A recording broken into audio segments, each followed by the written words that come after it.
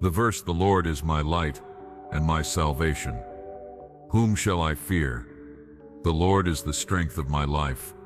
Of whom shall I be afraid?" speaks to a profound sense of trust and assurance in God's protection and guidance.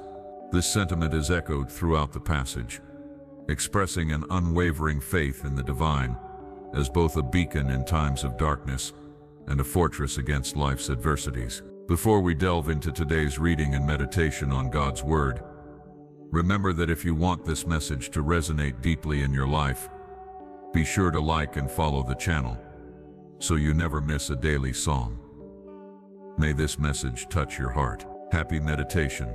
The imagery of God as light emphasizes clarity, hope, and purity. When darkness surrounds us, whether through personal struggles or external threats, it is God's light that illuminates our way and reassures us. Salvation here implies deliverance, not just from sin, but from fear and uncertainty. The rhetorical questions posed invite us to ponder why, with God as our protector, we should allow fear to take root in our hearts. When the psalmist mentions that even mine enemies and my foes stumble and fall, it suggests that those who come against him with ill intent are ultimately unsuccessful because of divine intervention. The presence of God acts as a deterrent against those who seek to harm, reaffirming the belief that God stands with and defends the faithful. Even when faced with overwhelming odds or dire situations, as implied by "though an host should encamp against me,"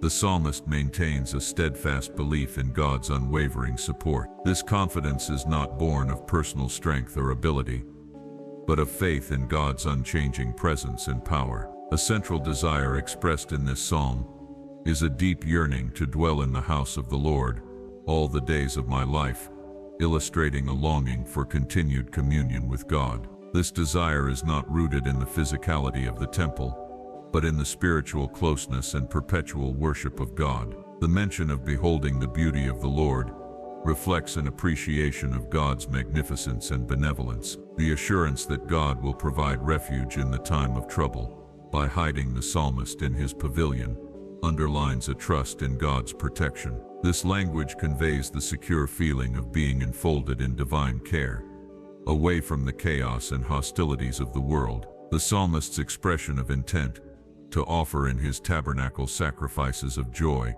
is a vow to worship with gratitude and praise, acknowledging God's salvation and continuous support. Singing praises becomes a natural response to the divine grace experienced. The plea for God to hear, when the psalmist cries out, underscores the importance of an active, responsive relationship with God. This connection is intimate and personal, highlighting a desire for God's attention and mercy in times of distress. The request, "Teach me thy way, O Lord," reflects a humble heart seeking guidance and wisdom. By asking to be led in a plain path, the psalmist acknowledges the need for God's direction amidst life's complexities and challenges. The reassurance found in the verse, "When my father and my mother forsake me, then the Lord will take me up," conveys an ultimate reliance on God, even when earthly relationships might fail. It speaks to God's unwavering commitment and care for individuals. The call to wait on the Lord